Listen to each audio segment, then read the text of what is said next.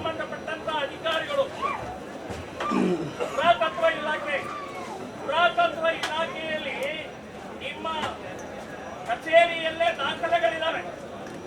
ನೀವೇ ಕೊಟ್ಟಂತ ದಾಖಲೆಗಳ ಬೇಕಾದಷ್ಟು ಇವತ್ತು ಕಮಿಷನರ್ಗಾಗಲೂ ಕೊಟ್ಟಿದೆ. ಆದರೂ ಕೂಡ ಇವತ್ತು ನೀವು ರಕ್ಷಣೆ ಮಾಡಬೇಕಾದಂತ ಪುರಾತತ್ವ ಇಲಾಖೆ ನೀವು ಪೇಮೆಂಟ್ ತಗೊಳ್ತಾರೆ, ಪಗಾರ ತಗೊಳ್ತಾರೆ, ನೀವು ನಿಮ್ಮ ಇಲಾಖೆ ಸಂಬಂಧಪಟ್ಟಂತ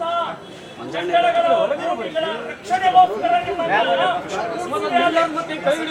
ನೀವು ಕೂಡ ಇವತ್ತಿನ ಈ ಕಾನೂನು ಭಂಗವಾದಂತ, ಕಾನೂನು ಬಾಹಿರವಾದಂತ ಮತ್ತು ಇವತ್ತಿನ ಗಲಭೆಗಳಿಗೆ ನೀವು ಕಾರಣಕರ್ತರಿದ್ದೀರಿ.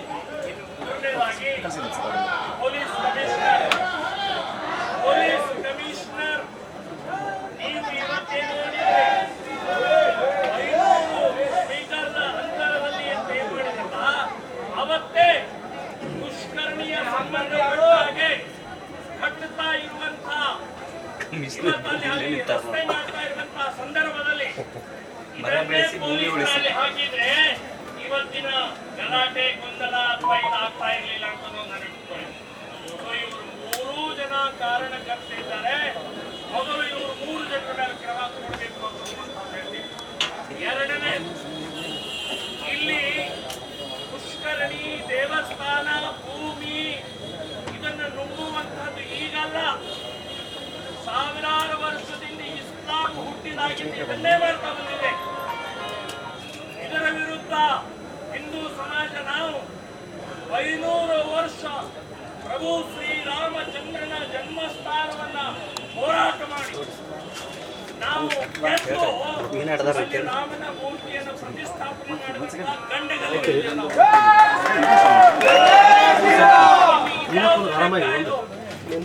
ಇದು ಬಹಳ ವರ್ಷ ಹೋಗಲ್ಲ, ಎಲ್ಲ ಕಿತ್ತು ಬಿಸಾಕಿ ರಸ್ತೆ ಅಲ್ಲ ಪುಷ್ಕರಣಿ ನೀರು ಸಹಿತ ಎಲ್ಲರೂ ಸ್ನಾನ ಮಾಡಿ ದೇವಸ್ಥಾನಕ್ಕೆ ಹೋಗುವಾಗ ಮಾಡುವಂತ ಜವಾಬ್ದಾರಿ ನಮ್ಮದು. ಹಾಗಾಗಿ ಇವತ್ತಿನ ದಿನ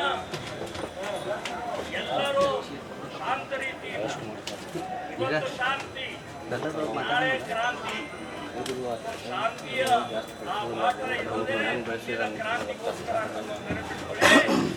ಯಾವುದು ಬಗ್ಸಕ್ಕಾಗುದಿಲ್ಲ.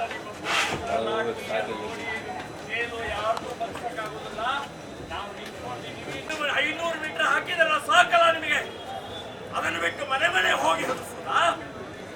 ಯಾವ ಹೆದರಿಕೆ ಬೆದರಿಕೆ ಇದೆ ಇಲ್ಲಿ ಇದ್ದಂತಹ ಹಿಂದೂಗಳು ಇರುವುದಿಲ್ಲ ಅಂತ ನೆನಪಿಟ್ಕೊಳ್ಳಿ. ಆ ಹಿನ್ನೆಲೆಯಲ್ಲಿ ಇವತ್ತಿನ ಭಾಗವಹಿಸಿದಂಥವರು ಎಲ್ಲರೂ ಕೂಡ ಮುಂದಿನ ಕ್ರಾಂತಿಗೆ ನಾವೆಲ್ಲ ಸಿದ್ಧ ಆಗಬೇಕು ಅಂತ